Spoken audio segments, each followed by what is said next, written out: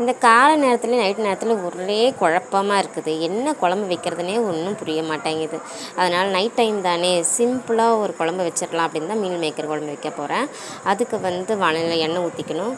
2 தக்காளி, வெங்காயம், அப்புறம் கொஞ்சோண்டு தேங்காய் இதை தான் போட போகிறோம். அவ்வளோதான். இதை போட்டு நல்லா வதக்கி விட்டுட்டு அப்புறம் 1 டீஸ்பூன் அளவுக்கு ஜீரகம் போட்டுக்கலாம். கொஞ்சம் டேஸ்ட்டு கொடுக்கும், அதுக்காக அதை போட்டுக்கலாம்.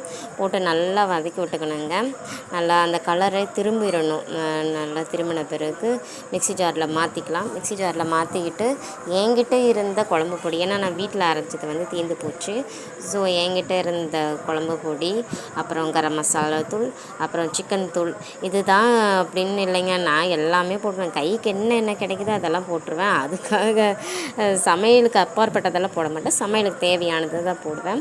இதெல்லாம் போட்டுட்டு மிக்ஸி ஜாரை கொண்டு போய்ட்டு நல்லா ஒரு அரைச்சிட்டு நல்லா நைஸாக ஃபைன் பேஸ்ட்டாக அரைச்சி விட்றணும். அப்போ தான் குழம்பு நல்லாயிருக்கும். ஏன்னா பாட்டிலாம் சாப்பிடுவாங்க. நாங்கள் 4 பேர் பாட்டிக்கெல்லாம் கொடுக்குறதுனால இந்த மாதிரி தான் கொஞ்சம் நைஸாக குழம்பாட்ட வைக்கணும். அப்புறம் வதக்கணும் இல்லைங்களா, அதிலே எண்ணெயை ஊற்றிட்டு கொஞ்சோண்டு கடுகையும் போட்டுட்டு எல்லாம் ஸ்பைசஸ் போடுவாங்க. இந்த பட்டை, கிராம்பு இதெல்லாம் என்கிட்ட இப்போதைக்கு இல்லை. நான் இருக்கிறத வச்சு தான் சமைப்பேன். அப்படின்றதுனால கடுகு இருந்தது, சரி கடுகையே போட்டு விட்ருவோம் அப்படின்ட்டு கடுகு போட்டுட்டு அப்புறம் இந்த கருவேப்பிலையும் போட்டு விட்டேன். ஏன்னா என்கிட்ட வெங்காயம் இல்லை இப்போதைக்கு. அதனால் கருவேப்பிலையை போட்டுட்டு கூடவே இந்த மீல் மேக்கர் சுடுதண்ணில் போட்டு வச்சதை நல்லா புழிஞ்சு வச்சுருக்கேன்.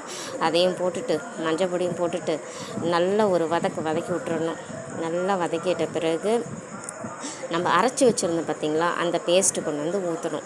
பேஸ்ட்டு ஊற்றி விட்டுட்டு கொஞ்சம் நல்லா திக்னஸாக இருக்கும் இல்லையா, அதனால் நம்மளுக்கு தேவையான அளவுக்கு தண்ணி ஊற்றிக்கணும். எங்களுக்கு கொஞ்சம் நிறையவே தண்ணி தேவைப்படணும். ஏன்னா நான் நைட்டுக்கு இட்லி தான் செய்ய போகிறேன்றதுனால தண்ணி நிறையவே வேணும். எங்கள் வீட்டு ஆளுங்கள்லாம் 4 கரண்டி குழம்பு ஊற்றி வைப்பாங்க இட்லிக்கு.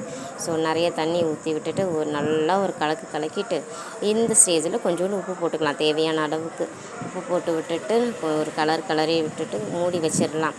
மூடி வச்சுட்டு அப்புறமா பார்த்தோன்னா ஒரு டேஸ்ட்டான ஒரு மீல் மேக்கர் குழம்புங்க. ரொம்பவே சிம்பிள் தான். நீங்கள் என்ன குழம்பு வைக்கலாம்னு யோசிக்காதீங்க.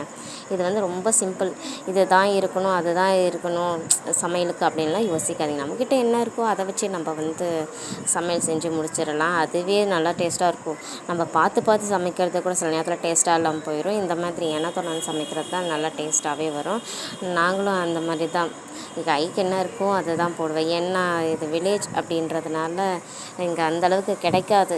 அதனால் இருக்கிறத வச்சு நான் சமைக்க பழகிட்டேன். ஸோ பார்த்திங்கன்னா நல்லாவே குழம்பு தளன்னு கொதிக்க ஆரம்பிச்சிருச்சு. இந்த ஸ்டேஜில் அடுப்பு ஆஃப் பண்ணி விட்டுடலாம். ஒரு கலக்கி பார்த்தோம்னா இந்த மாதிரி வந்துடும் குழம்பு. கூடவே நாங்கள் செஞ்ச இட்லி, என்கிட்ட ப்ரெஷர் குக்கர்லாம் இல்லை, இந்த மாதிரி இட்லி தான், குண்டா தான். ஓகே, பாய்.